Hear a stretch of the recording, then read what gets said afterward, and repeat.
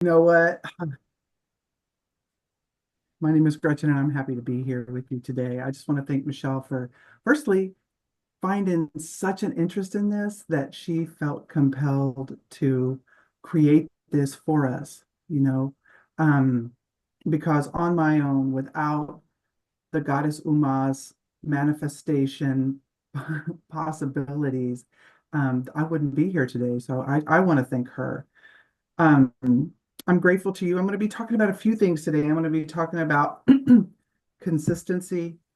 No, excuse me, commitment, consistency, and repetition. I'm going to talk about those three things today. But I'm also going to talk about tapas, which Michelle mentioned last week. If you missed that, well, I'll give you a little quickie. And then we're going to talk about the five states of the mind according to yoga. Okay, so and how this all relates to us in this realm of commitment, consistency, and repetition. All right, so what we're going to do first is we're going to chant. I'm going to chant. If you know this chant, you're muted. You chant along. If you don't know this chant, you can just listen, right? So basically, the chant means we're offering this up to the universe, to universal source, to the God of your understanding, to creative intelligence. We're offering this chant up. That creative intelligence takes us from ignorance to knowledge, from untruth to truth, or then from darkness to light, and then from death to immortality. So that's what this chant is saying to us. So this really fits what we're talking about today. So what I want you to do, if your feet are on the floor, great. If your feet are not on the floor, like maybe you're sitting on a couch or a chair, let's put your feet flat on the floor. Just put your feet flat on the floor for a second. And I want you just to close your eyes. If you wear glasses, you'll just take your glasses off for just a moment, okay? Because we hold tension right here in our with our glasses on. We may not even know it, but we do. And it's good news because all the people that wear glasses are blind now. so, so that's okay. What we're going to do is we're going to close our eyes, all right? And I want you just to feel your feet, and I want you to wiggle your toes a little bit. Just want you to wiggle your toes. Maybe you're feeling carpet or floor, or even if you're sitting on the floor and your legs are extended, I want you just to wiggle your toes. Just feel your toes, feel your feet, feel the tops of your feet, feel the soles of your feet, feel all 10 toes, feel your feet inside and out. And then relax your feet, but keep your awareness on your feet, specifically on the soles of your feet. And then we're going to send it all the way up, send our attention all the way up to our mouth. All right. So what I want you to do is to close your lips and separate your teeth and feel where your tongue is naturally landing, probably somewhere behind your bottom teeth. Notice. Let the root of your tongue relax, the part of your tongue that's in your throat. Let the root of your tongue relax. And then take the tip of your tongue to the top teeth, behind your top teeth, behind your front teeth. So lips are closed, teeth are parted, root of your tongue is relaxed, and the tip of your tongue is in the top of your teeth or behind your front teeth, okay? So we're just going to breathe for a moment, just a moment, and I want you to feel cool air coming in to your nostrils and warm air coming out.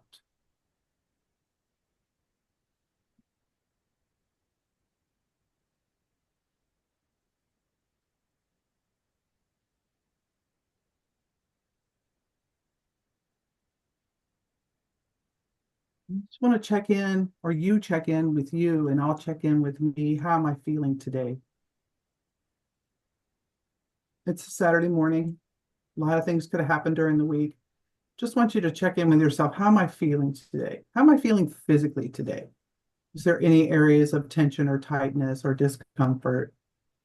We're not going to go into story about those areas. It might just be like we would put, a little sticker on them. Just notice.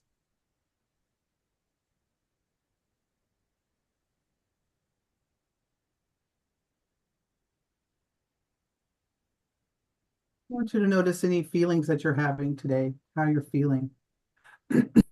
How's your emotional body today? Uh,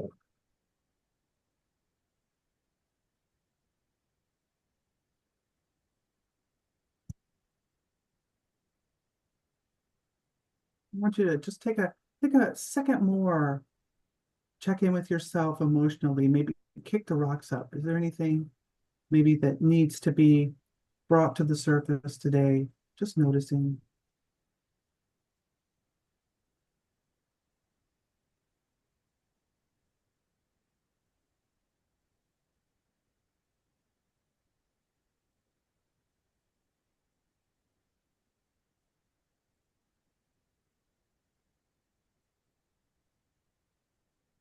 And after your next exhale,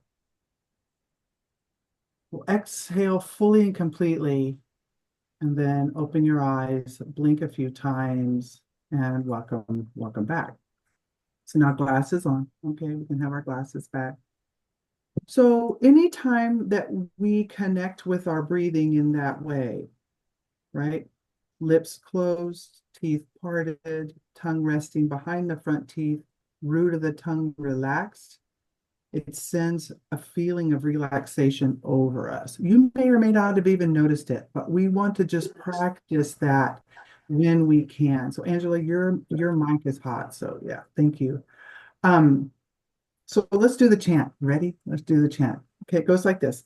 Asatoma sadgamaya. Tamasoma Jyotirgamaya. Mrityorma Amretam Gamaya. Right? So I'm going to say it two more times. I'll sing it two more times and then we'll move on. You bring your palms together if that feels right to you. Let your thumbs rest lightly at the breastbone. We'll draw our chin to our chest, gazing into our heart center. Asatoma Satgamaya.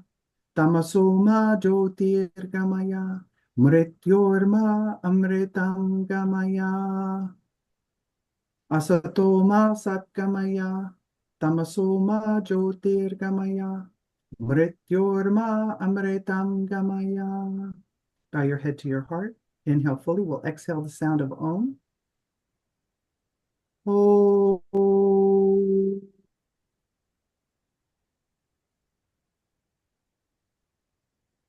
Harihi. You can rest your hands on your knees. You had your eyes closed. Open your eyes. So there's a prayer that I heard in 12-step communities that has really served me well. Say it all the time, especially when I'm concreted in my mind, when I've set my jaw to something, like or dislike. So it goes like this. Those of you that have been with me know it, right? It's a set aside prayer. So it doesn't matter what you're praying to. I could care less about that. It's just creative intelligence to something larger than us. And it goes like this: God, or creative intelligence, help me set aside everything I think I know for an open mind and a new experience. And then you fill in the blank. An open mind and a new experience of yoga, an open mind and a new experience of my body, an open mind and a new experience of who I think I am, an open mind and a new experience of who I think you are. So we're looking for an open mind and a new experience of anything. It could be anything. You can fill in the blank.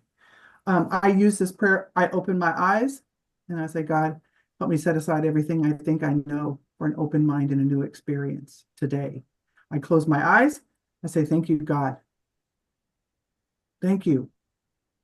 Still sucking air. It's a big deal that we wake up and we have the ability to go back to bed at night and get in our beds, right?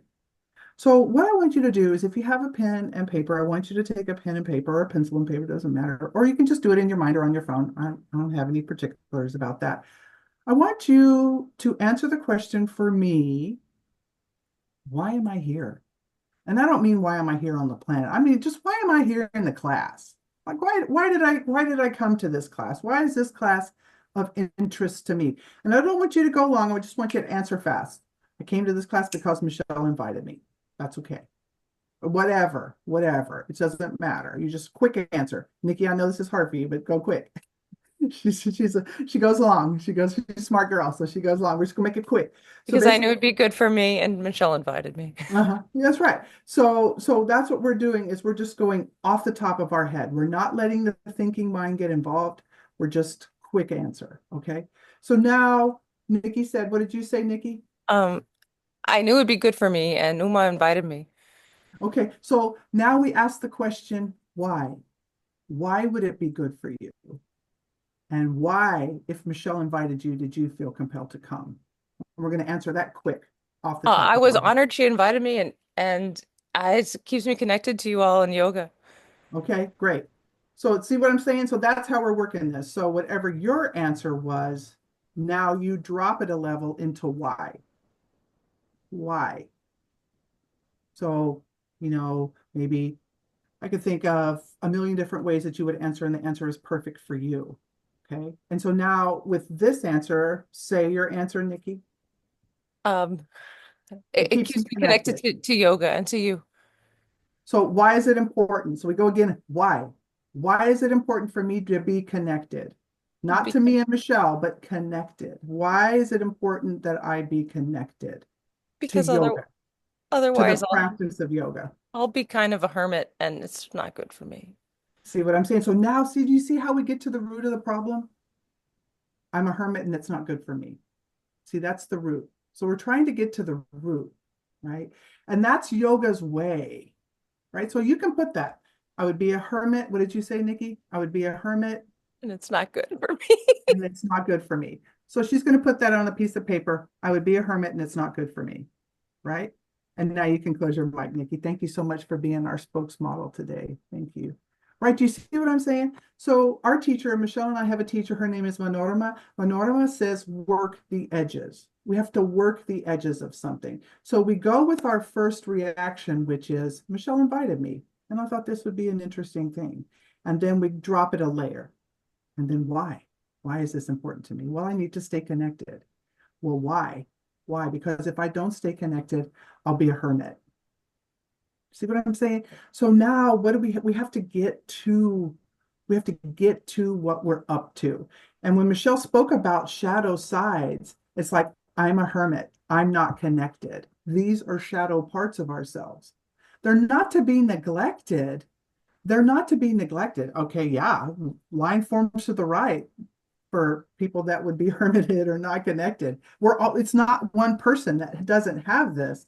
It's all of us that has this, but we got to get to what we're up to, right? So that's our work the edges exercise, right? So if I have a thought, let's just say I'm going, Sarah was with me. We were invited to a pasta making, and I was like, I don't want to go. I don't want to go. They're going to drink, and I don't drink.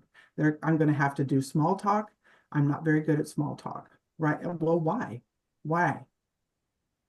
So I just so it seems like I drop it. It's like, well, what am I afraid of? Well, um, just I see what I'm saying. We just keep asking ourselves questions. That's svadhyaya. That's self-reflection. That's self-study. We're having to study, see what we're up to. And that's a dangerous prayer, my friends. Is that if you say, help me set aside everything I think I know for an open mind and a new experience, show me what I'm up to, pump the brakes. But that's okay. Like I'm down for that. I think we're here. We have courage. We're courageous people because here we are with all of our ifs, ands, or buts. But that's the way that we work the edges. We ask the question, why? And I say all this to say now we come to commitment, consistency, and repetition, right? So there are a lot of things that parachute out of people's minds around this. And so what I want you to do is to not judge. This is not a place of judgment. I'm not going to judge me, and I highly recommend that you don't judge you. Everyone is different. We have different relationships to these words. So one of the things that I do if I hear a word that stuff parachutes out of my mind, like I kind of get a squint eye or I get a hardness in my physical form, I keep a thesaurus with me near my desk. And what I do is I go and find that word and I look up other words that would maybe suit me better, that would maybe feel better for me. And then I go with that word. So it's like anytime I feel a feeling around a word or the judger steps forward, like, oh, well, you're not committed to anything. You've never committed to anything in your life. That kind of shit comes forward. Then what we do is we say, oh, I must have a sticker burr around this word. Let me look up another word that would be better, that would suit me better, that would fill my need better. So it's like we have to constantly work with ourselves in a loving manner. And everyone is different. And the way that we work with ourselves is going to be different. The way that Peg works with herself, the way that Lisa works with her, Angela, how we develop our personal practice is different. It's going to be different. It's going to look different. And that's okay. It's 100% okay. So now, if we're going to, what I want to do is I want to define these words, each one of them, so that you're clear, like, what the hell does commitment mean? Okay, so commitment as defined by the wise Uncle Google, our wise uncle says that commitment means a state or quality of being dedicated to a cause or to an activity. All right, it's pretty simple. We got that. Dedicated to a cause or activity. A commitment is a state of quality of being dedicated to a cause or an activity. That's commitment, excuse me. Consistency is the quality of always behaving or performing in a similar way, right? So it kind of makes sense. And then repetition is pretty simple. The reoccurrence of an action or an event. Those are them. That's it. That's all. So I'm going to give you an example of commitment, consistency, and repetition in my life. I'm a storyteller. I'm in writing groups all the time, but I don't write anything. I basically hone my storytelling skills in those writing groups, right? So I'm a storyteller. Let me tell you a story about this. So for me, I am flipping committed to coffee. Okay. I'm committed to coffee. I get up every morning. I am committed to coffee. I'm committed in that there are filters, that there is always coffee. Armageddon could come, and by God, I got the coffee, y'all. Okay. And in more than one way. I got it ground, I got it whole. I got coffee in every way that you can imagine. And I have four ways, count them, four ways to make coffee. Okay. I can brew it, I can pour over, I can do a Keurig, and I could do a French press.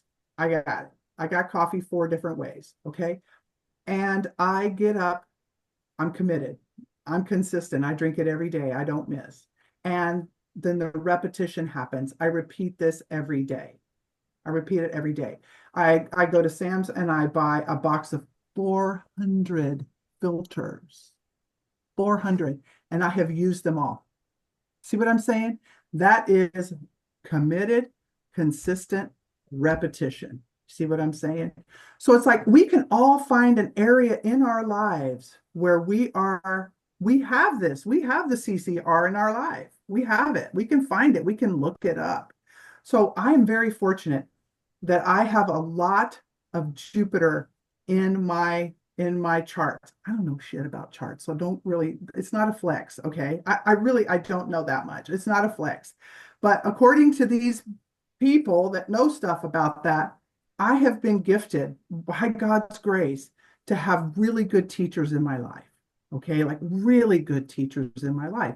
And I also have a good, well, I call him coach, but he's my gym guru. Like I got a guru, here's one of them, Lee, here's his guru, Yogi Ramsara Kumar. We talk about Manorama all the time, her guru, Baba Bhagavan Das Bodhisattva and Sri Ramhananda Saraswati. We got him. We got the guru deep up in here. And then I've had really great teachers, other teachers. Michelle is a good teacher. All of you students have been great teachers to me. I've had to see what I was up to around that too, right? So I'm fortunate enough to have these good teachers. But I went to Jeff, the gym guru, okay? And I asked him about commitment, consistency, and repetition. And here's what he asked me all the time. Same thing that I ask you is like, why? Why? Why is that of interest to you? Why is commitment, consistency, and repetition of interest to you? It's like, well, in relation to yoga, we have to, and you're committed, you showed up. Some of you have showed up more than once. Peggy showed up a lot. Sarah showed up a lot. Lisa showed up a lot. Nikki, Jerry, we've all shown up a lot. So we have commitment. Now we work into consistency, right? And then we go on to repetition. Think coffee filters 400 days, okay? Right? So what Jeff says is he's like, and he did a study on this. He's a PhD in coaching. I mean, the homie has a coach, and he is a PhD in this. Actually, he has a PhD. He's a great, he's a three-time All-American hockey player. He understands. Like, he's quick to understand, and he's very intuitive.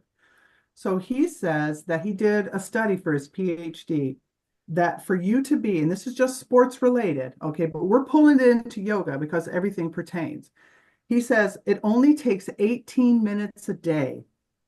How many? 18. 8 and 1 is what? 9. Okay. 18 minutes a day. 18 minutes a day for you to be in the upper 10% of whatever sport you're in. He said it's 18 minutes a day. That's 7 days a week, 365. 18 minutes. That's the magic number. Okay. So he says 18 minutes a day. And I 18 minutes a day. That's all it takes. Right. So for us, we can set a timer. You can set a timer on your phone. You can set a timer any way that you set a timer. You can set a timer for 18 minutes toward a practice that's good for you. And you do it 365 days. Here's where Jeff says we get off track. We get off track in that we miss Sunday. It's like something happens. We don't feel like it. I don't want to today. I'm tired. My body hurts. My this hurts. My that hurts. We get into the story of why we wouldn't go toward that 18 minutes. And so now Jeff says, okay, so we have another rutted path. We have a commitment, a consistency, and repetition to our story. Our story of I can't, I'm not good enough.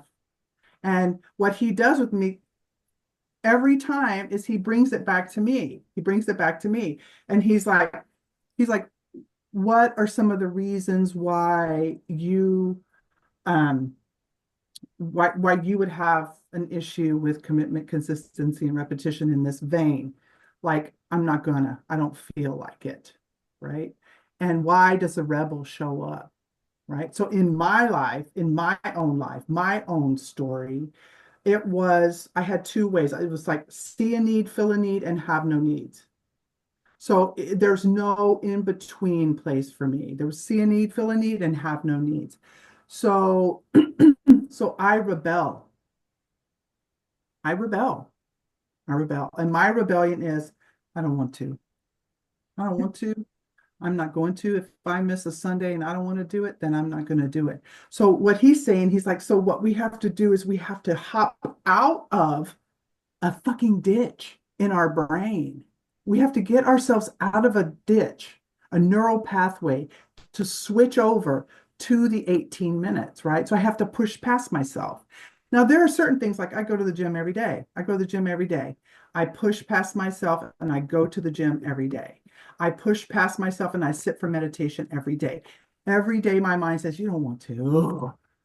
You don't want to, right? So there is like if you do, there's studies shown, I don't know, those guys did a study that said if you had a room full of people that were genuinely happy and you brought one sour apple, one grumpy person into the room, it infects the whole room. And it's really hard to change that vibe, right? You have a room full of grumpy people and you bring in one happy person, it takes twice as long to get the room happy than it takes to get the room sad, right? Or to negative, bad vibe, right? So now I think to myself, I think about that all the time. It's like, okay, I have a room of grumpy thoughts in my mind, and I have to bring one happy thought into the grumpy thoughts to change it. And it takes time. It takes time and it takes skills.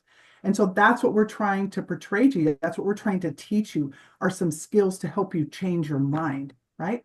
Help me set aside everything I think I know for an open mind and a new experience of my mind, of my vibe, of my grump. How can I change that? How can I bring commitment, consistency, and repetition to changing my own mind? And also from 12-step groups, I heard one guy in there one time, I mean, hot mess. Homie is a hot mess, okay? But he said one time, he said, you know what? Someone told me that I should do the opposite of my first thought. Okay, write that down because what's your first thought? It depends on you. If you're a happy person and your first thought, if you're a positive person, if your first thought is positive, then the opposite would be not such a great one. But if you're a negative Nelly like me, then my first thought is negative. So I have to do the opposite. And when I do the opposite, set aside everything I think I know for an open mind and a new experience of an opposite thought than the first thought, then who knows what can happen, right? So it's like and especially as we mature, we get more rutted and rutted in our paths. And so this path of yoga, and this is one of the things that Coach said, ooh, hit it home. 3-time All-American hockey player, okay? He says all the time, he goes, you know what, Gretchen, and you can pertain this to yoga. He told me that. He said, you know what, sports and working out are what did he say? Life lessons without consequences. Yoga teaches us life lessons without consequences. Oh my God. Mic drop, coach. So that's what we're looking at. So life has taught us life lessons, and there have been some pretty severe consequences, or not, depending on your life. I can tell you for mine. There's been some consequences. So for me to think, that's why yoga works. We receive life lessons without consequences. Okay. And that is why yoga works. And so can I be committed and consistent and repetitive to a system 7,000 years old that is bordering on geologic time that will help me with life lessons, no consequences? Do you see how good God is? How gentle grace is? It's gentle. Our grace is gentle. And we are always, according to yogic teachings, and if you want me to pinpoint it, I can dig it up, but I can't dig it up right now, okay? Because I got other fish to fry. But yoga tells us that we are always under the flow of grace. Not just on Sundays, every day, every moment, every second. We are always under the flow of grace. So when we show up to situations negative, when we show up to situations with our first thought, if we show up to situations in the way we always show up, guess what? Grace is still flowing.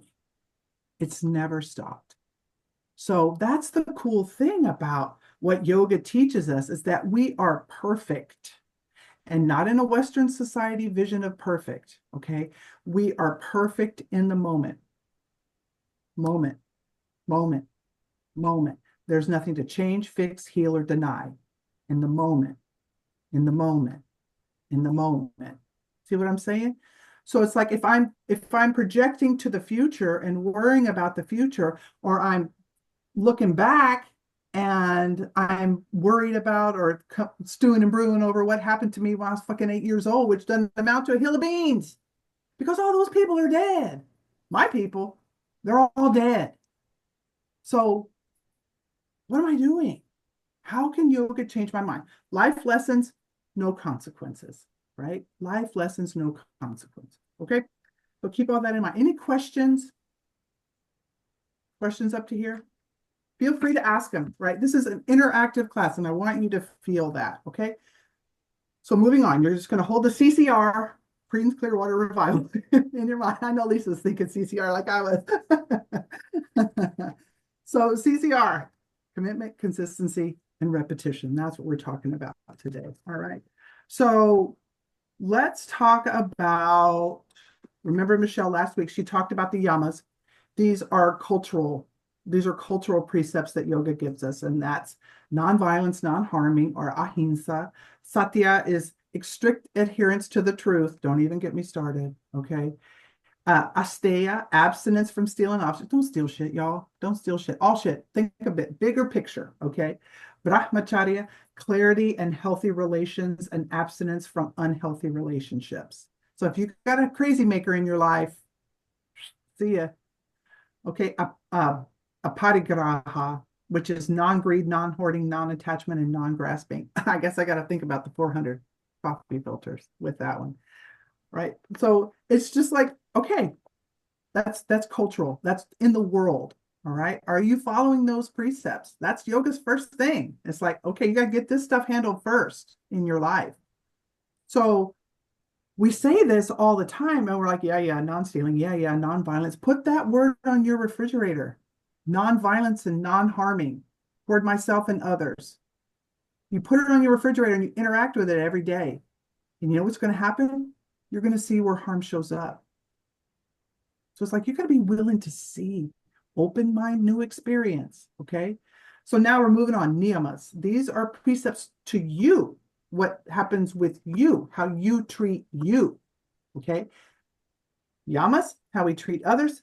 Niyamas, how we treat ourselves. Okay. So Saucha, purity. Yeah, watch what parachutes out of your mind there. Okay. All right. So it's like it's if we take it to basics, it's just like take a bath. Clean. You want to be clean. You want your space to be clean. You want your home to be clean. You want your body to be clean. We want to think physical body, mind, and environment. Okay. So we got to watch what we're reading, what we're watching, what we're ingesting. We got to watch it. Okay. Then santosha is contentment. It's a feeling of satisfaction with what's in front of us now. It's like, can I be satisfied with what's in front of me now? Right. So I've been working with that word a lot. Like I've been having some back pain. It's like this little back pain. It's like a sticker burr. It's a spur under my saddle or a thorn in my side, like Paul said. So what I have to do is, can I be contented now, even though something's uncomfortable? Can I be contented now? I can try. What does that look like? What does contentment mean? What does it really mean? And you can do your why questions around contented. You can work the edges of contented. You can put contented on your refrigerator and interact with contented. You see what I'm saying? So it's like, we got to jump out of the ditch. Ain't nobody coming to get you out of that ditch either. As much as I would love to pull you out of that ditch, I cannot pull you out of that ditch. You got to pull yourself out of the ditch. And and I'm not saying that in a negative way or in a harsh manner. It's like I when I say no one's coming to save me, I don't mean that in a negative way toward me. It means that I have to have skin in the game. I have to use my energy. I have to use the God of my understanding. I have to use everything that I I mean, everything that I can pull into it to get me out of this rutted path. And I'm responsible for my motivation. I'm responsible for my motivation. You're responsible for your motivation. And we can certainly give you pointers and tips, and you're going to find the right ones that are working for you. It's like picking up things that work and putting them in your basket. Like Michelle says, like a tool chest, right? A tool belt. She lives with Mr. Fix-It Man. That man, I tell you. But I think of it from a gardener's perspective. Some fruits are ripe, some vegetables are ripe, and I pick them and I put them in the basket. Some haven't ripened yet, so I leave them, and then I come back when it's ready and when it's time for me to use that tool. I'll have it. I've at least heard it. The seeds, the beeches have been planted in my mind, and when they're ripened, you'll smack into it and you'll know what to do. You'll know what to do because you've heard these terms before. Okay, contentment. I think there's an eye poker. Okay, so now here's where we're going. This is the one that I want to talk about is tapas. Tapas, and it's not that Spanish little bites, although I love tapas. This is different. This is the yogic version of tapas, right? So it's transformation and a burning enthusiasm. Like my coffee, girl, y'all. It's a burning enthusiasm that I have for coffee. It's just 1 cup a day, but it's burning. Okay. I love it. So I have a burning enthusiasm. So what I want you to do, we're just going to take 1 minute. Remember, everything comes off the top of the head. We're not going to think, we're not going to stew, we're not going to brew, we're not going to wonder what our mom would have thought or blah, blah, blah, jack off, nothing. No, you're going straight up. What is my burning enthusiasm about? What do I have a burning enthusiasm? Just write it down. And if you say, shit, I don't know, that's an answer too. That's an answer too. I don't know is an answer. And so then you start to think about areas where you have, like maybe the burner's on low. Maybe you want to learn to knit. You might could have some enthusiasm around knitting. Obviously, you have an enthusiasm. You're here learning about yoga today. So there's an enthusiasm there, right? Fire start what? First with smoke and then go to flame.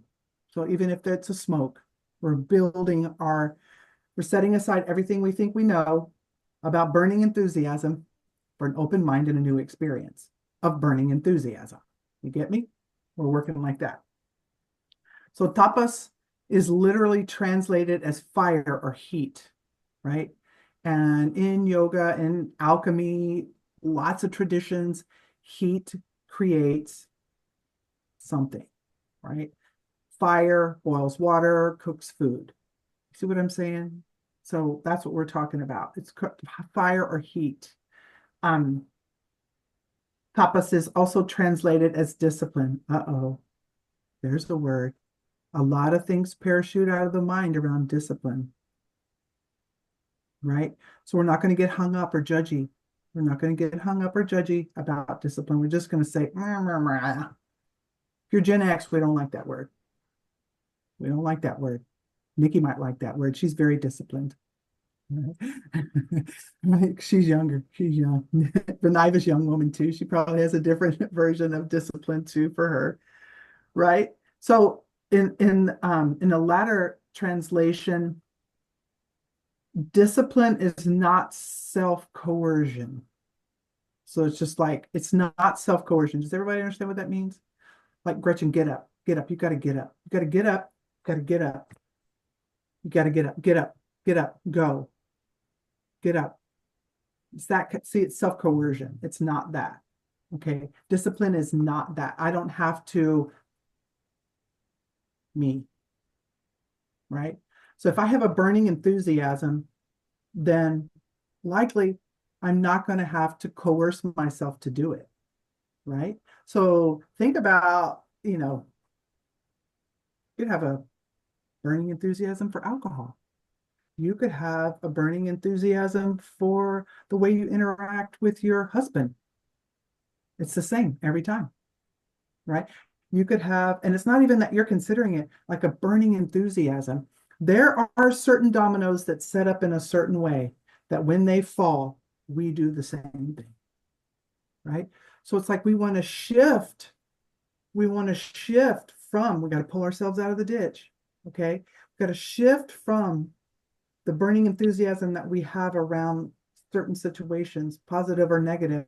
We want to shift that burning enthusiasm toward practice. And to that burning enthusiasm, we want to add what? Commitment, consistency, and repetition. See what I'm saying? And it's not through like, you suck. You never get up and meditate at the same time every day. Girl, y'all, I got a medieval motherfucker in my mind. It's not kind. It's not. It's not kind. It's half coach and half, I don't, old nun. I don't know. So I have to notice when coercion shows up. Like, you never do that. See, you missed. You might as well quit. That kind of head talk, that does not serve us. It does not serve me. That's shadow talk. That's shadow speak, right?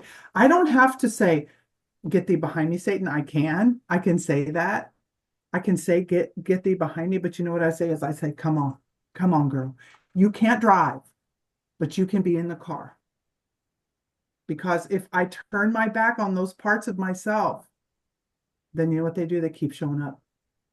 So if I say, okay, girl, you can ride, but you can't drive.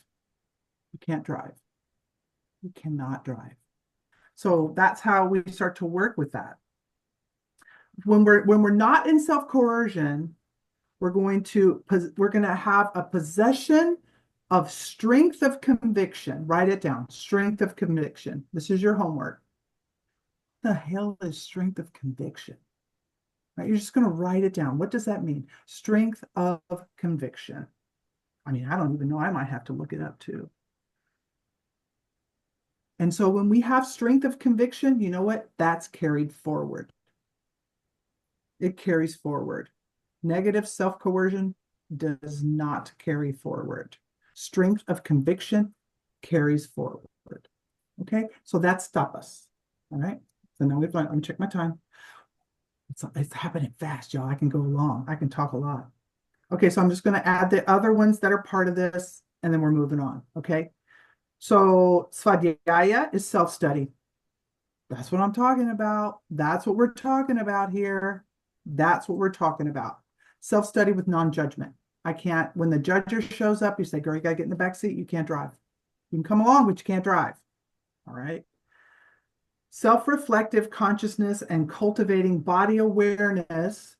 Body awareness is the key to uncovering our strengths. What's the key to uncovering our strength? Body awareness. Okay. Body awareness and self-reflective consciousness. Uncovering our strengths, our weaknesses, our imbalances, what are addictions, habitual patterns, and positive negative tendencies of mind and body. That's all we're talking about. That's what we're talking about. And then Ishvara Pranidhana. This is one of my favorite names. My Sanskrit name is Ishwari. So anything that has that in there, I'm like, hey, what? What? Right? So Ishvara Pranidhana is a beautiful thing. It's celebration and surrender. Watch what parachutes. Watch what parachutes. Celebration and surrender to something larger than oneself. It's not a maybe. It's not a if I want to. It's you got to. And remember, don't think of God as like what your parents said or what your church says or what your culture says. You can make up any version of this, of creative intelligence that works for you, as long as it's loving, accepting, and kind, then bring it. If it's not, then it's not, right? So I tell myself all the time, especially around thoughts and thinking, if it's not loving, it's not God. If it's not loving, it's not God. So if I'm giving myself that you suck, you're always late, you never do it right, if it's not loving, it's not God. And if you say that enough to your thoughts and thinking that are negative, it's just going to change. And you don't have to do anything. You need to do nothing. Just meet it with, if it's not loving, it's not God. Okay? Remember, life lessons, no consequences. Coach. Thank you, Coach. Okay. An exploration of spirituality may exist without religious experiences. Okay? I'm not preaching church, y'all. Believe me, I'm not. That's not what I'm preaching here. I'm preaching surrender to something larger than yourself, and you figure that out. Good luck, and we're all counting on you. We're not interested in specifying a religious practice, but you're invited to bring your religious beliefs with you. If you already have religious beliefs, bring them, bring it, live it, enjoy it, fulfill it. Yoga is not, listen to me, yoga is not a religion. Here are the words that are coming out of my mouth. Yoga is not a religion, okay? So it does not align itself with any religion, and that includes Hinduism. It does not align itself with any religion, okay? Why we do yoga, why we do all of the practices of yoga is to make us stronger for the spiritual practice of our preference, your preference. I don't care. Whatever you do is you, all right? Done. Okay, last one, best one. I'm going to hustle. Oh, golly, y'all. These are the 5 states of the mind, as according to yoga. Shipta. And you can check off just in the last day or two. Just kind of, just check off where you've been in your mind for the last day or two. Kshipta. Disturbed. At moments of kshipta. It's like kshita, kshit, right? Oh, but kshipta, right? Kshipta. The mind is disturbed or restless, troubled and wandering. This is the least desirable of the states of mind in which the mind is troubled. It might be severely disturbed, moderately disturbed, or mildly disturbed. I think we can all put a check mark by that one, at least, right? So that gives you kind of the info, the 411 on that. When we think about this, the mind may be worried, troubled, or chaotic, right? We've all experienced something like that, right? It's not merely a distracted mind, but it has the additional feature of intense negative emotional involvement. There it is. We hit that mark. At least everybody did, right? And then mudha, which is a dull mind. Okay, think couch potato. It's like think binge watching your Netflix. Okay. Mudha mind is stupefied. You don't know what stupefied means? Write it down. What does stupefied mean? I don't know. Look it up. Ask the wise uncle, he'll tell you. Dull, heavy, forgetful. And that doesn't include menopause. Okay. Even though our minds are dull and forgetful, we're not including it in that. We're just saying this is a different thing. Okay. This is a different thing. With this state of mind, there is less running here and there of the thought process. So you don't have a busy mind. All right. It's dull or sleepy state, somewhat like one experiences when depressed. So we're not only meaning the clinical depression, like that's a whole different story. We're just talking about depressed, sad, blue, don't want to get out of bed, don't want to get off the couch, no motivation. Okay, everybody, that's everybody. And that's the thing that's so important to me that we all know is that everybody has this. Everybody, you're not alone. You're not alone. You're not alone. Okay. Mudha mind is barely beyond kshipta. So it's like that the monkey mind that's jumping all around this is barely beyond that. Okay, it's barely beyond it. So kshipta is a disturbed mind only in that, or mudha is a disturbed mind only in that the active disturbances have settled down. Okay. And the mind might be somewhat more easily trained from this place. So from the place of mudha, from that place of couch potato, the mind can be trained. So it's like when you get into your Netflix binge mode, you're just like, hey, this is a mind that can be trained.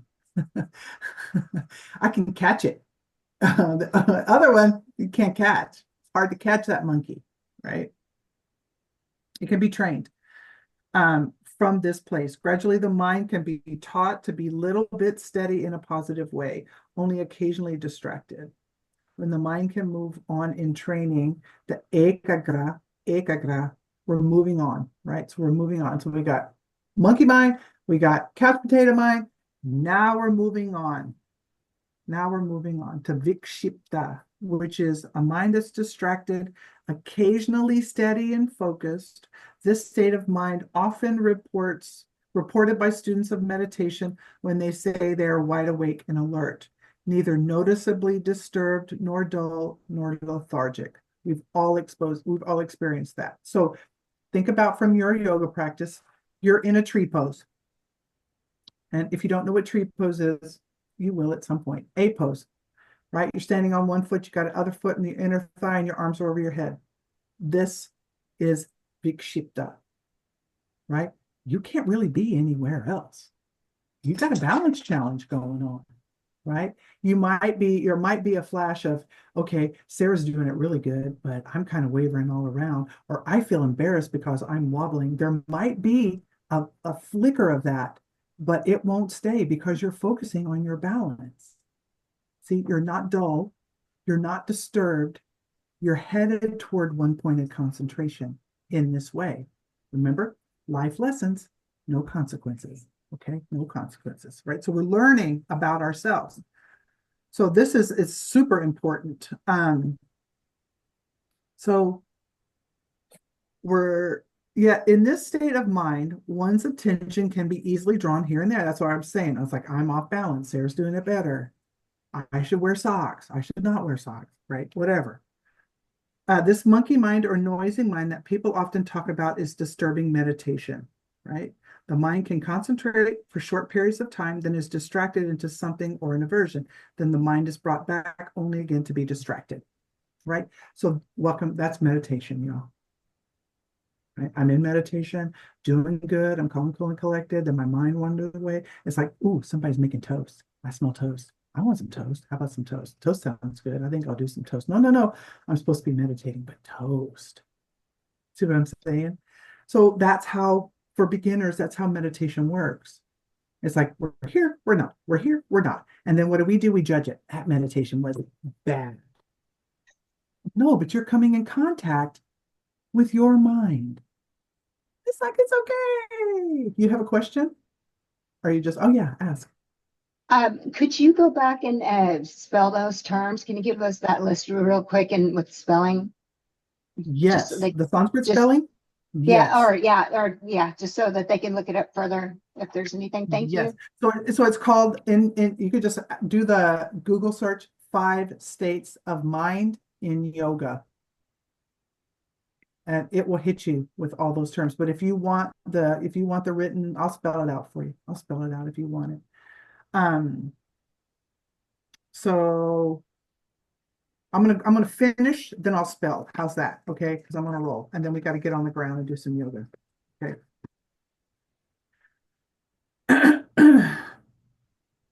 Vikshipta mind in daily life can concentrate on this or that project, though it might wander here and there or be pulled off course by some other person or outside influence or by a rising memory. So it's like you're concentrating on your work or you're concentrating on whatever you're doing, and it might be pulled off course by a person or outside influence. You hear a dog barking or the leaf blowers. Here, leaf blower. I'm trying to concentrate the leaf blower. Right? So we understand that. So my husband is Wile E. Coyote super genius. He is a network security guy, and he is always working on something that's in the Akash. I don't even know. So I'll come in and I'll say, "Hey, do you want rice for dinner or potatoes?" And I pull him out of his work, and then it takes so much longer for him to get back into it, you know. And his work is finding a stack of needles in a stack of needles. Which, should you find yourself wanting to dive deeper into, she's asking you, should you want to find yourself, okay, she's just giving it to Yeah, everybody. Here's the spelling. Thank you, yeah, and Michelle. I put them up there for you. Okay. Yeah, it's there. So it pulls us out. So Vikshipta mind is the stance one wants to attain through the foundation of yoga practices, asana, so that when one pursues one pointed concentration of ekagra and the mastery that comes with the state of nirodha, these are fancy terms, don't get hung up, right? We're not going to get hung up. So that's where we're headed, right? The thing about yoga is it's a drilling in layers of the onion, right? So we are asana yogis or yoginis in training. That's who we are. So we work with our body. And so when we're thinking about states of mind, we're drilling in to one point of concentration. We're drilling in to one point of concentration from monkey mind. Okay. So one point of concentration is focused, concentrated. When the mind has attained the ability to be one pointed, the real practice of yoga meditation begins, right? That doesn't mean that all of our meditation practices, when we're thinking about toasts or the leaf blowers, that they don't count. They all count. It all counts. It's just that we're headed toward one point of concentration, right? That's the real practice of yoga meditation. It means that one can focus on tasks at hand in daily life, practicing karma yoga. Don't get hung up, right? Karma is not a cosmic retribution scale. Hear me when I say that. Karma is action. It's action. That's what it is. Okay. By being mindful of the mental processes of consciously serving others. What? Yeah. Consciously serving others. Set aside everything I think I know for an open mind and a new experience of what it means to consciously not be a doormat, consciously serve others, okay? When the mind is one-pointed, other internal and external activities are simply not a distraction. So it doesn't mean like a lobotomy. It's like you can still walk across the street. This is mindfulness. Ekagra is mindfulness. One-pointed concentration is mindfulness. We can pull mindfulness into our lives. We can do it. We can pull it in. Okay. Last one, best one. Nirodha, or a mastered mind. Don't get caught up. Nirodha is highly mastered, controlled, regulated, and restrained. It is very difficult for one to capture the meaning of the Nirodha state of mind by reading written descriptions. We can't understand that. We have to live that. We have to have that state of mind happen to us, right? And we're not, so I can remember, and I still feel this way now. I still feel like, well, that's for somebody else. Nirodha state, maybe not me, maybe somebody else, but we all have the same capacity to reach this. It may not that we live in that state all the time, but we have had simple states of Nirodha. We all have had flow states, right? Where we're in the flow. Maybe we're doing something we really love to do, and we don't think about time, and we have no concept of time, and we're not thinking about the future and the past, and we're just breathing and existing and enjoying, right? We're in the slipstream. We've had experiences of slipstream. It may not be in a seated meditation practice, but we have had points of contact with slipstream, and we can grow that in ourselves. It's not separate from us. It's part of our nature. We're allowed, we come with that, but it's the core of the onion. It's not the layers. It's not the outer layers. We got to drill in. Okay. All right. The real understanding of this state of mind comes only through the practices of what? Meditation and contemplation. Dang. It can't be drinking Diet Coke and eating pizza. No. It's meditation and contemplation. That's how we get there, right? When the word Nirodha is translated as controlled, regulated, or restrained, it can easily be misunderstood as suppression of thoughts and emotions, right? So people say all the time, it's like, meditation's not for me. My mind's too busy. It's not for me. I can't do it. I can't do it. My mind's too busy. I can't do it. Meditation's not for me, right? And so that's what happens, is that people get caught in this misnomer that yoga or meditation means suppression of thoughts and emotions. And to suppress thoughts and emotions is what? It's not healthy. And it's not what's meant here. It's not what's meant here. Rather, it has to do with the natural processes of the mind when the mind is one-pointed and becomes progressively more still as meditation deepens. That's all it means. That's all it means. Nothing more. It's not that thought patterns are not there or that they're suppressed, but the attention moves inward. Attention moves inward and beyond the stream of inner impressions. The deep stillness there is mastery over the processes of the mind. It is mastery that is meant by Nirodha.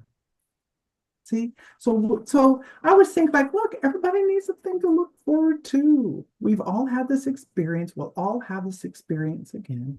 So I give you all of these things, and now we'll move to the floor.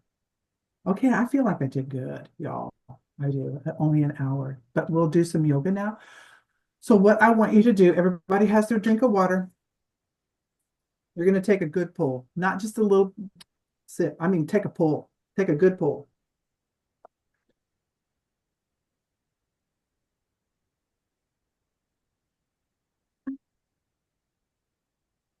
We'll take it to the ground. Okay, if you're already on the ground, great. If you're not on the ground, we'll get on the ground.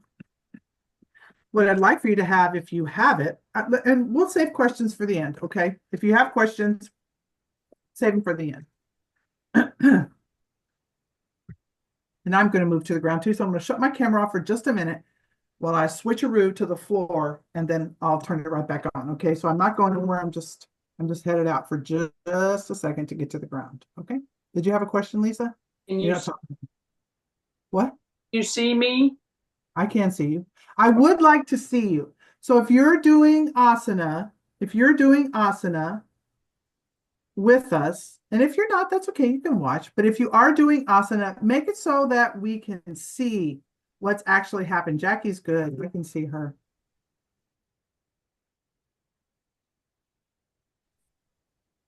I just lost you. What? Gretchen, I think you muted yourself.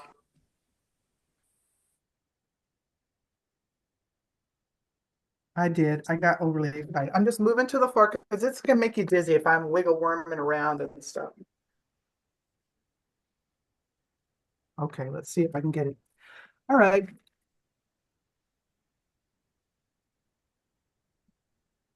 Gosh.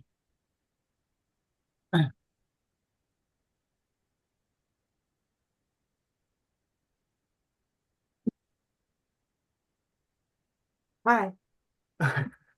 Let me get myself sorted a little bit. Maybe it'd be better on the. But you don't necessarily have to see me to do this, okay? You don't have to see me to do this. You can just feel, all right? That's the good news. What we're going to do is we're going to sit down and we're going to cross our legs. If it's hard to sit cross-legged, that means crisscross applesauce like we learned in our, that's chancho. Get out of the way, chanch.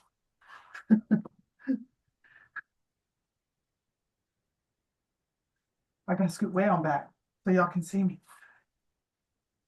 Okay, chancho. Can you hear me? Just give me a thumbs up if you can hear me. Okay, great. I got a big mouth. Okay. Pearl. Chancho.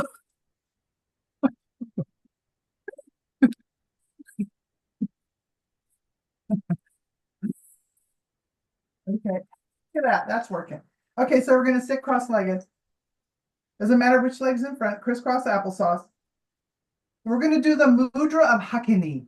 So what we're gonna do is we're gonna take our fingertips together, and you can hold it in place. Let's try all three, just in case.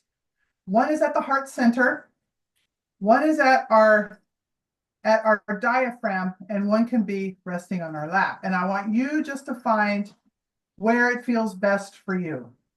Here, here, or here. And then you do that. I still don't even know what to say at this dog.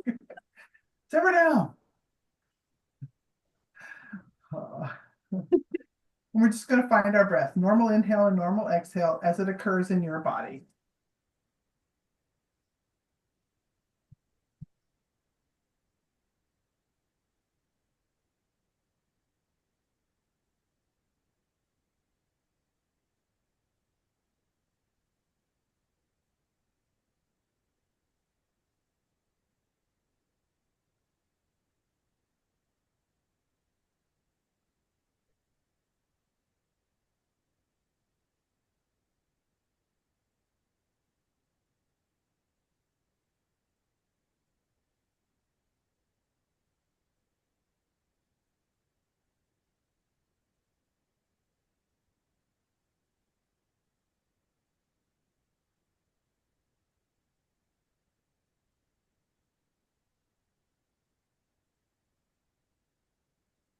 And then we're going to bring our whole palm together.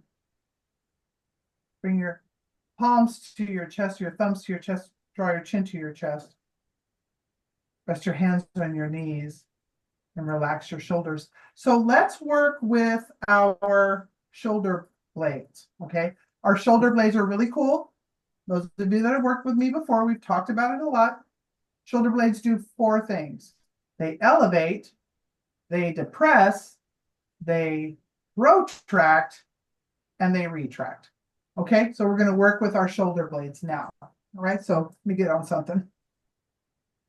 So we'll change the cross of our legs. We're going to lift our shoulders up, squeeze them up. I don't know. And then we're going to drop them like two heavy planks of wood. Boom. It's like we're dropping our story. We're going to lift our shoulder blades up and we're going to drop them. We're going to do one more. Lift and lower. Okay, so that's elevation and depression. Now we're going to retract. Hang on to the front of your knees. Squeeze your shoulder blades together. That's retraction. And then just relax your shoulder blades. That's protraction. Do it again. Retract. Squeeze your shoulder blades together towards your spine. And then release. One last time. Shoulder blades together.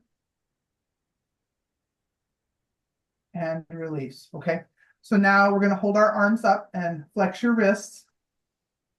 Now we're going to do it all 4 movements together. So we're going to lift our shoulders up, shrug your shoulders, lower our shoulders down, plug your arm bones in, squeeze your shoulder blades together, and then push the floor or imaginary air away from you, and that's protraction. Okay, let's try it again. Start at neutral. We're not doing too much. We're going to shrug. I don't know. Lower them down, plug them in, and move out. Okay, so now if we'll come to hands and knees, we'll see if we can do it from hands and knees. Okay. The cool thing about yoga is it's like 3-dimensional. You can do it in all shapes, ways, and kinds. All right, so now let's do it here. So we're going to shrug our shoulders, shoulders to your ears. This is us walking around every day. And then we're going to slide our shoulder blades down our back into our back pocket. Now don't let your back get saggy. Keep your spine neutral. Okay. Now sink in your shoulder girdle and plug your shoulder blades towards your spine and your arm bones into your shoulders. And then we're going to push the floor away. Protraction. Okay. Return to neutral. Let's do 3 rounds of cat and cow. If you don't know what that is, I'll help you. You can let your feet be flat or your toes turned under, whatever feels best to you. Inhale first. And then as you exhale, round your back and let your head hang.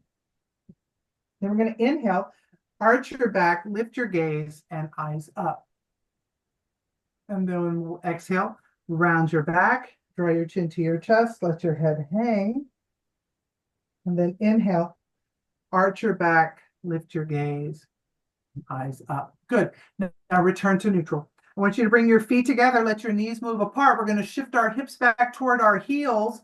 Okay, some bottoms will meet the heels, others will not. If you're struggling to get your bottom to your heels, take your knees wider apart toward the outer edges of your mat. And then crawl your fingers so far forward that your forearms are not touching the floor.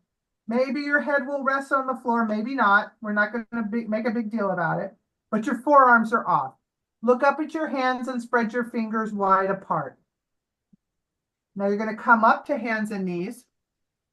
Parallel your thigh bones out. Look forward at your hands, and I want you to ooch your hands forward a half a handprint. Half. That's all. Then turn your toes under, lift your knees off, straighten your arms, and straighten your legs, and we're in downward dog. Okay? I'm just going to hold there. Push into the floor and away from your body. Bring the center of your heels toward the mat.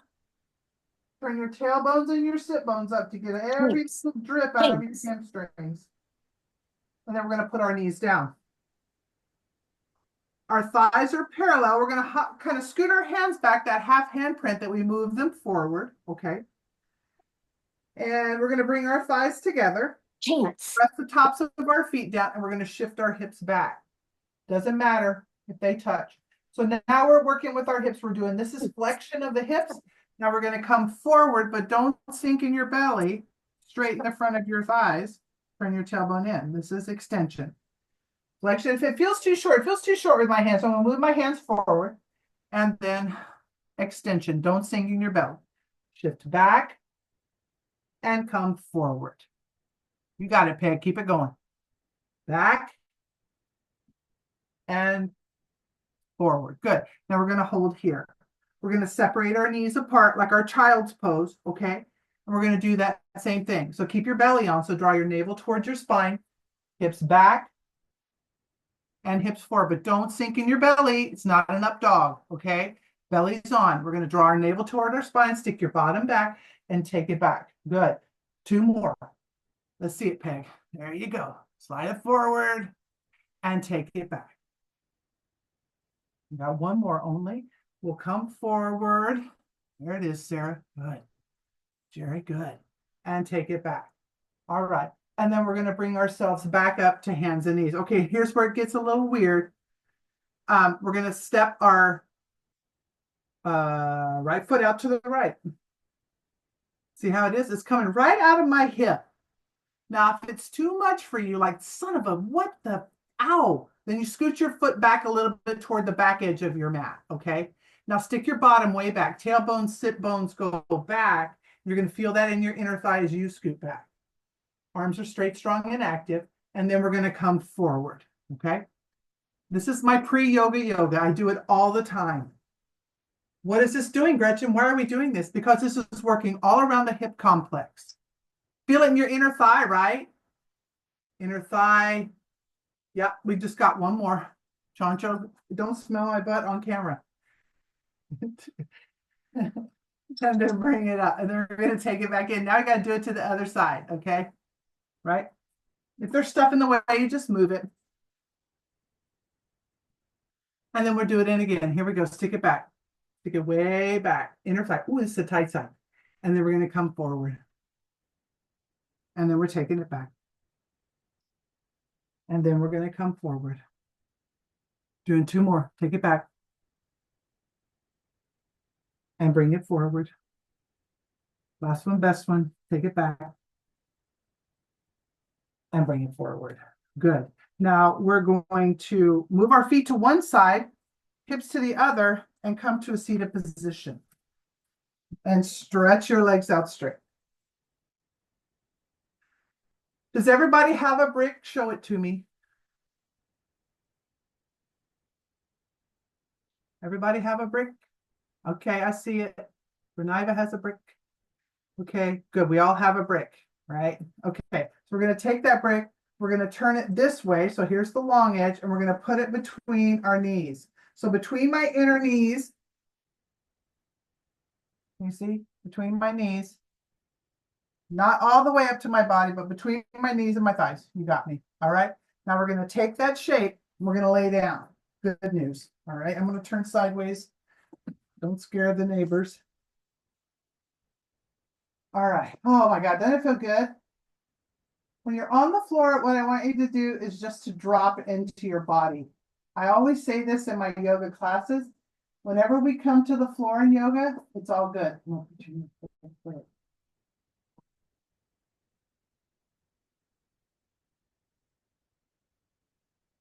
Now I want you to move your feet wherever you can so that you feel in a moment, not now, we're going to bridge. That means lift our hips off, but we're not doing it now.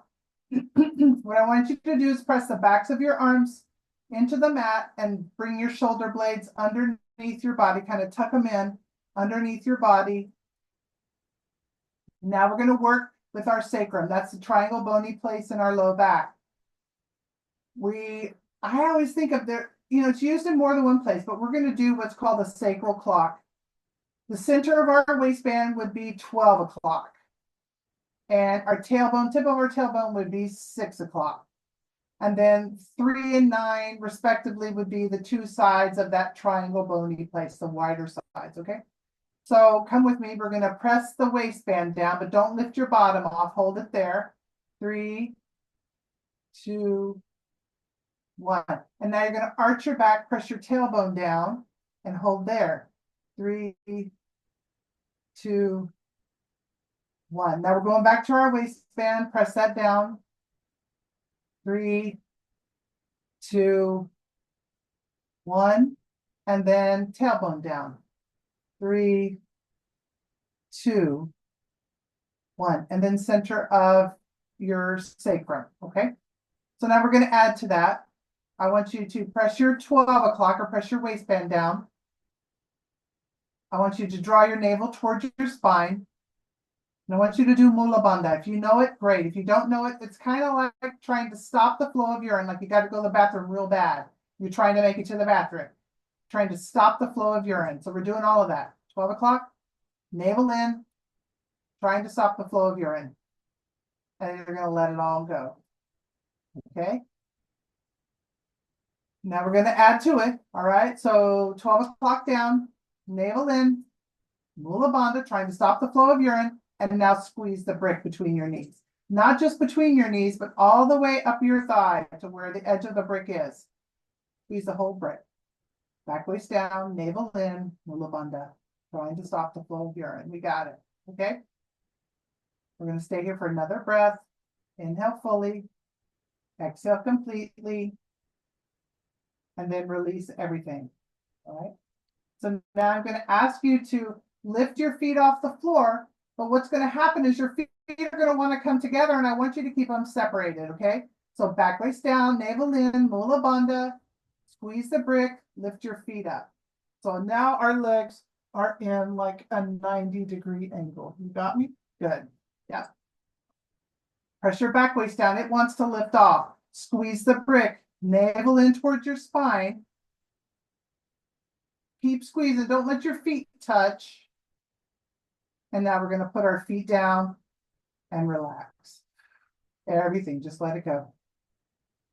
Deep, full breath in. Exhale fully and completely. One more. Deep breath in. Exhale fully and completely.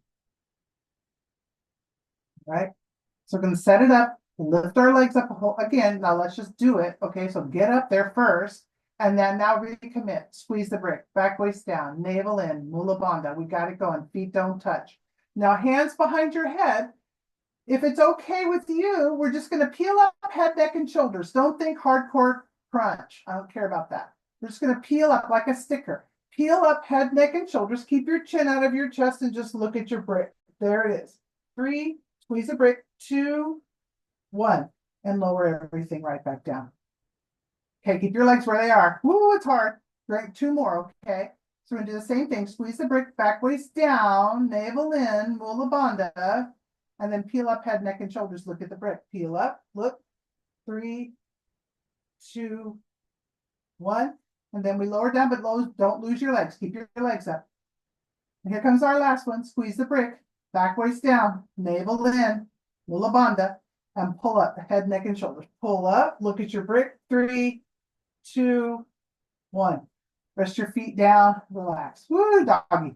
We're going to keep our brick between our knees, but windshield wiper your legs to the right and to the left. Just keep them there. Don't lose your brick. Okay. So now we're going to bridge. So we got to get our feet under us. All right. So we're going to activate our glutes. Take your arms out to the sides in what I call an A position. Okay. T would be arms coming right out of your shoulder in the T position. We're going to drop it a little lower than the line of the heart. That's an A position. Okay, so we're going for the A position. We're going to push into our feet. Don't lift up yet. Tone your glutes. So we're going to activate our glutes before we go anywhere. Push into your feet. Lift your hips. Squeeze the brick, especially your inner knees. One leg is lazier or doesn't work as hard as the other. So we want our legs to work equally and evenly. And then we're going to lower everything back down, vertebra by vertebra, all the way down. Okay. Relax everything. We can do that just twice more. Okay, just twice more. We're going to squeeze the brick. We got to hang on to that brick. Don't lose your brick. Then press your back waist down, tone your glutes, and then lift. Squeeze and lift using our glutes. It's glute activator. And then we're going to lower everything right back down slowly. Okay, and then relax. Everything softens. You hit the floor, you let it go. You drop into your body. Okay, so last one, best one. We're going to squeeze our knees, press your back waist down, tone your glutes, and then press into your feet, lift your hips. And then lower everything right back down. Okay, now we're going to take this brick out, put it to the side, roll to your side, press up, come to a seated position. All right, we're going to get ourselves situated with a blanket. Does everybody have a blanket? You hold it up and let me see it.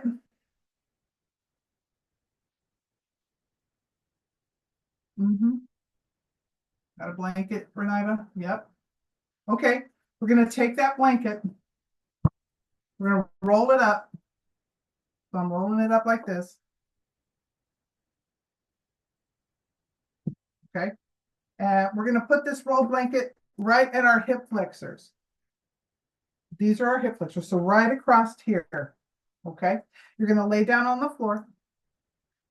You're gonna put that roll blanket right there on your hip flexors, like pubic bone, belly is on that spot. Okay. Feels pretty good once you get down there.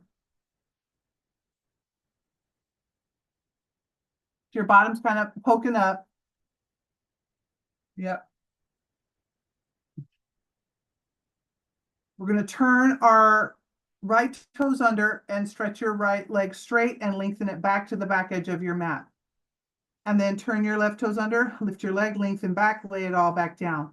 I want you to rest on your chin, your cheek, or your forehead, and you can take your hands and support your head and neck with that.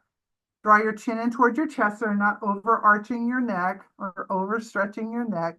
We're just going to lay here for a second. I want you to take 4 deep breaths into your belly. Deep, full breath in. And then exhale fully and completely. And then another deep breath in. And then exhale fully and completely.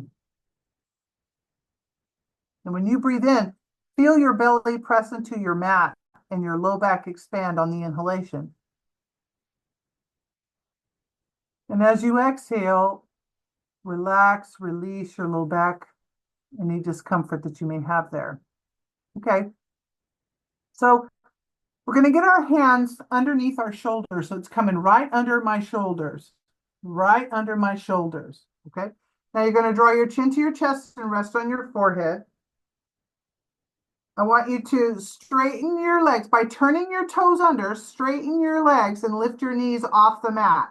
So turn your toes under strongly so you can straighten your legs. Now tone your glutes, turn your tailbone in. So remember, now we're pressing our imaginary 12 o'clock down, just like we did a moment ago.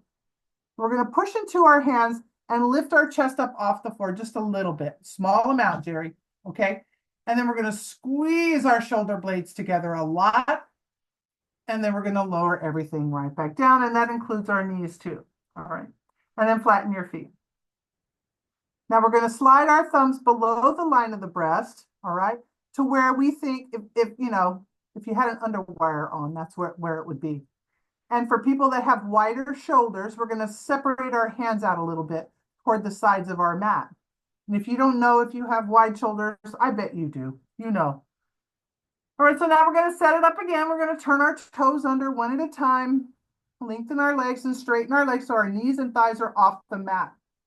Now we're going to press into our hands, lift our chest up a little bit, but first we tuck our tail, press our back waist down, low belly in, pubic bone down into the mat, and mula bandha. Remember, trying to stop the flow of urine. Then we're going to lift up and squeeze your inner elbows towards your side body. And everything lowers right back down. Good. Now stack your hands one on top of the other and rest your forehead on your hands.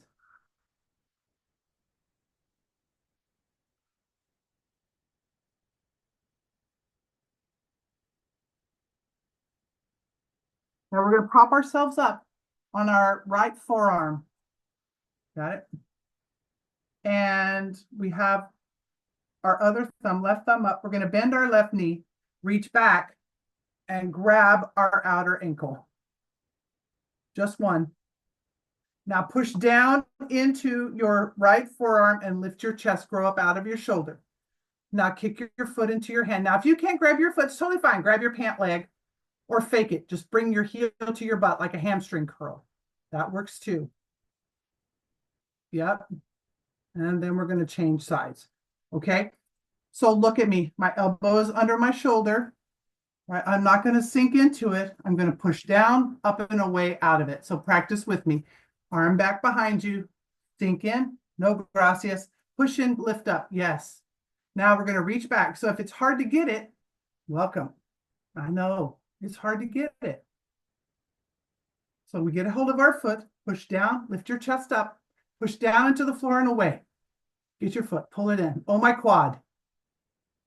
If you can't grab your foot, you grab your pant leg. And then we're going to release, unwrap, and unwind. We're going to press back to a child's pose. Remember, that's feet together, knees apart, forehead resting on the floor. I'll meet you there, okay? Check my time. Feet together, knees apart. Oh, that feels so good. Anybody get a hamstring cramp? Okay, good. You did? Knees. Okay. All right, so we're going to sit on our bottoms now. So come up, feet to one side, hips to the other. I'm going to do some twists. Hike my pants up, pull my shirt down. We're going to take the blanket that we all have. Looks like this. And we're going to fold it so it looks like this. Got me? See this rounded edge right here? That's what we want to sit on. Not the fringe side, but the round side, okay? So we're going to put that behind us and have a seat. Oh, Chuchi, you finally rested.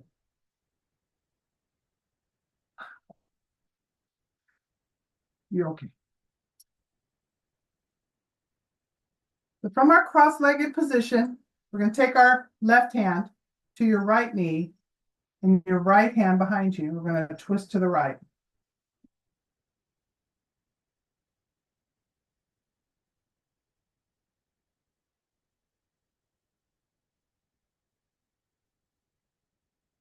We're going to inhale and come back to center. We're going to exhale, take it to the left, okay? Left hand, right knee, right hand. Or sorry, right hand, left knee, left hand behind. Big twist around.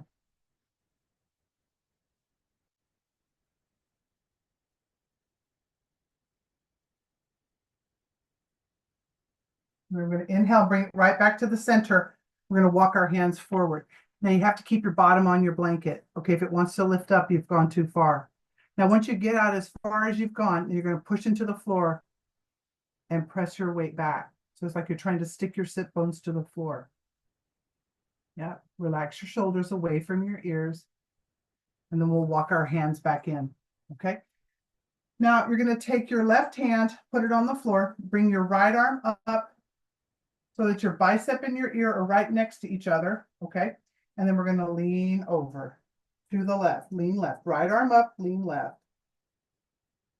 Big side body stretch. So now I want you to move your right leg toward the floor. Just get a little bit more juice out of that. And then we're going to inhale, press up, come up, okay? And now we'll do the other side. So right hand on the floor, left arm up, bicep to your ear. So you want your arm and your ear to connect.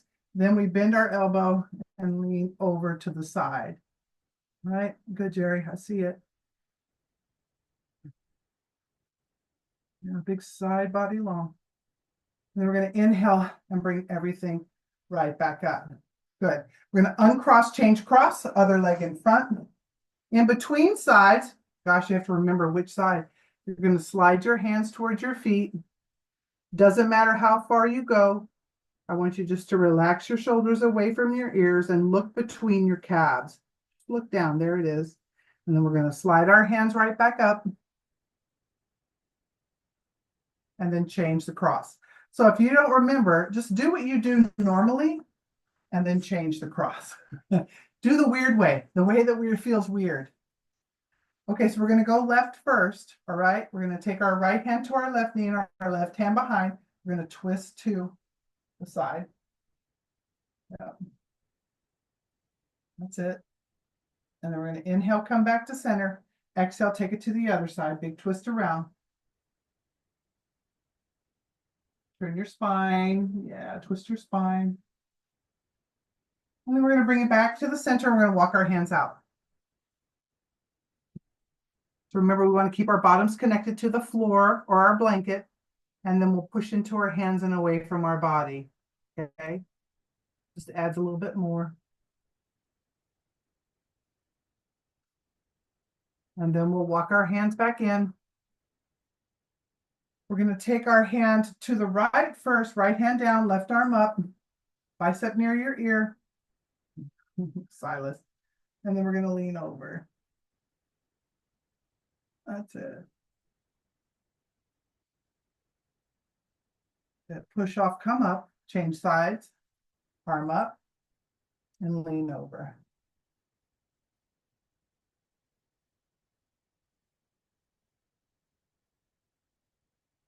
And then we're going to inhale and lift all the way back up. All right, so what I want you to do is uncross your legs one more time.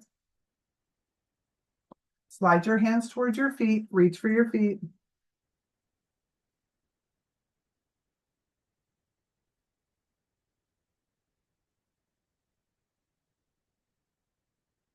And then inhale and come all the way up. All right, so I want you to lay down on your back. If you have a bolster and you want to use a bolster for Shavasana, get that, grab that, okay? Have that handy.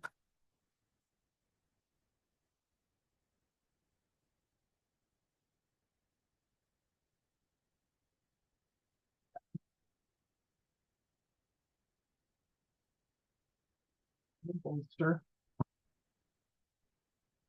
So you're gonna, if you're lying down, you're gonna go ahead and lie down now. If you're using a bolster, you're gonna place the bolster underneath your thighs.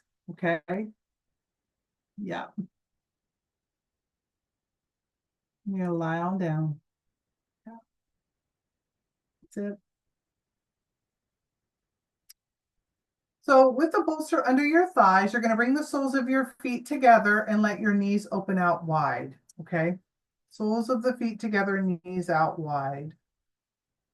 Soles of your feet are touching and let your knees open out wide. Yeah. Rest your head on the mat or on the floor or on another blanket if you have something for underneath your head.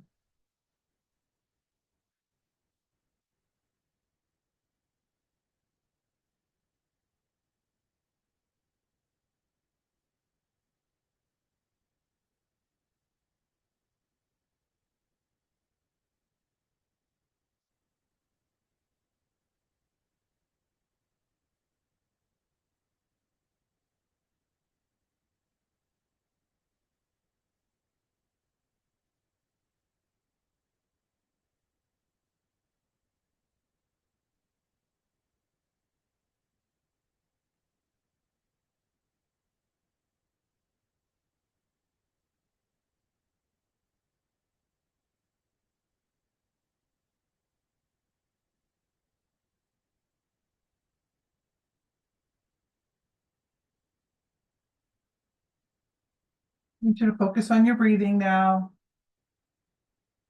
And if for some reason your legs are uncomfortable with your feet together and knees open out wide to the side, then you'll just bring your knees together and straighten your legs.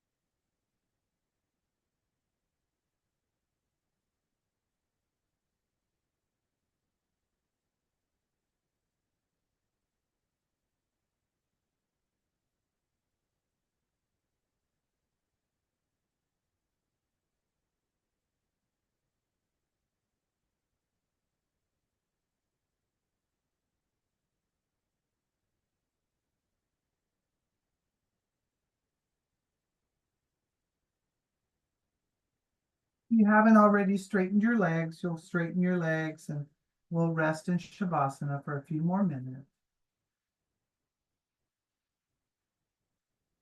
Breathing in.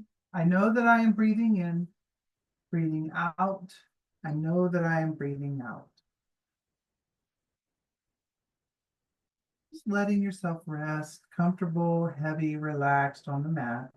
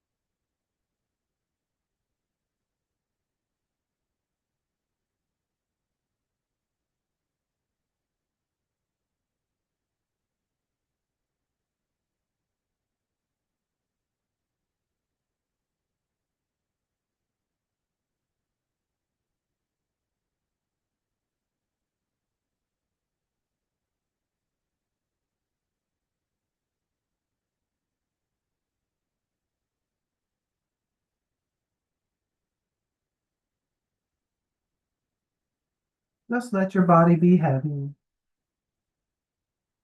soft, relaxed, open, easy.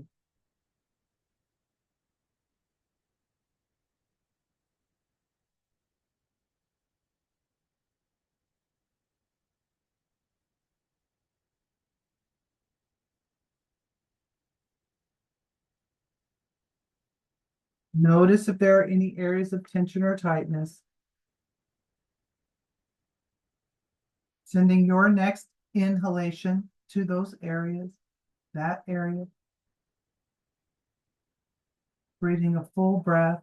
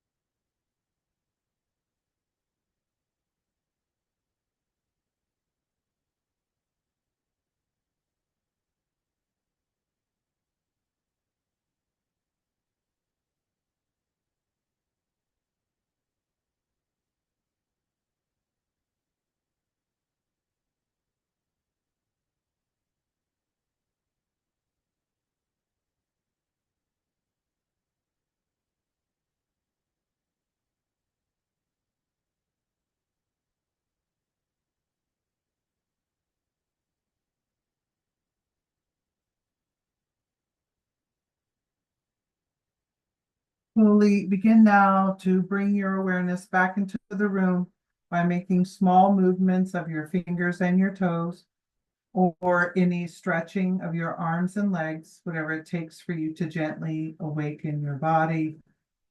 And then when the time is right for you, bend your knees, place both feet on the floor, hug your knees into your chest, hold them in close, rock a little side to side. Make some circles with your knees going in one direction and then going in the other direction. And now rolling all the way over to the floor, to your right or to your left. Rest on your side for a few moments.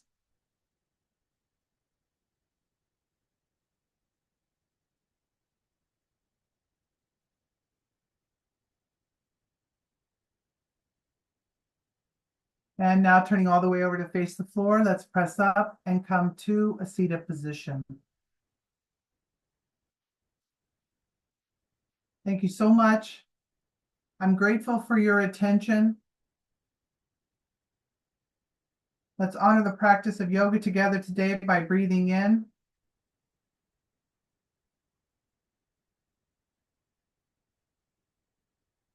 Namaste Shanti, Namaste Shanti, Namaste Shanti, Namaste Shanti, Namo Namah, Namo Namaha. Thank you so much. Yep. So I'm just going to